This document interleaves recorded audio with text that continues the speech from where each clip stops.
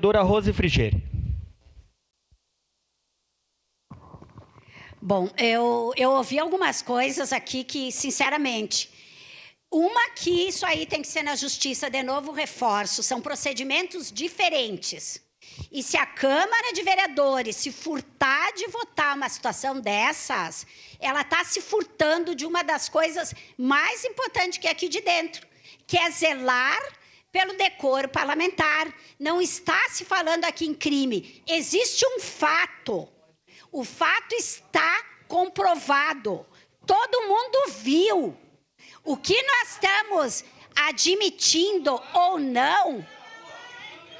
Só uma questão de ordem, presidente. Pessoal, vamos manter a ordem. Só uma questão de ordem, presidente. Sim, vereador. Nós temos uma oradora se manifestando e precisamos garantir a fala dessa oradora, como de todos os vereadores e vereadoras. Segue, então, vereadora, com a palavra.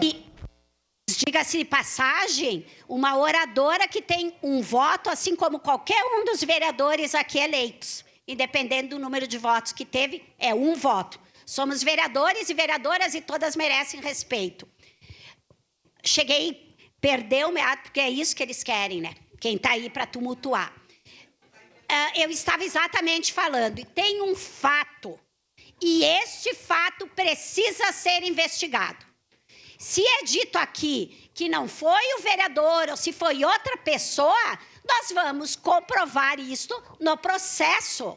O processo que está admitindo, e só para lhe explicar, vereador, capitão, militar, Ramon, o que está em discussão aqui não é a cassação, porque, como eu falei antes, a cassação nem é prevista a partir do Código de Ética, porque esse processo não entrou pelo decreto. Nós estamos discutindo aqui a admissibilidade para ver se foi um vereador dessa casa que agrediu uma pessoa.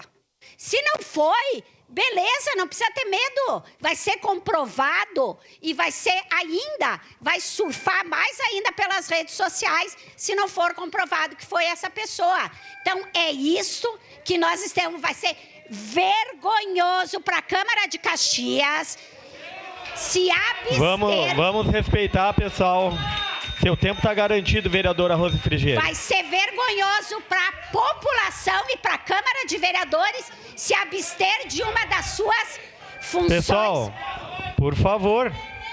Eles atrapalharam antes, meu prazo está garantido. Vamos garantir a fala, independente de quem seja que esteja com o microfone.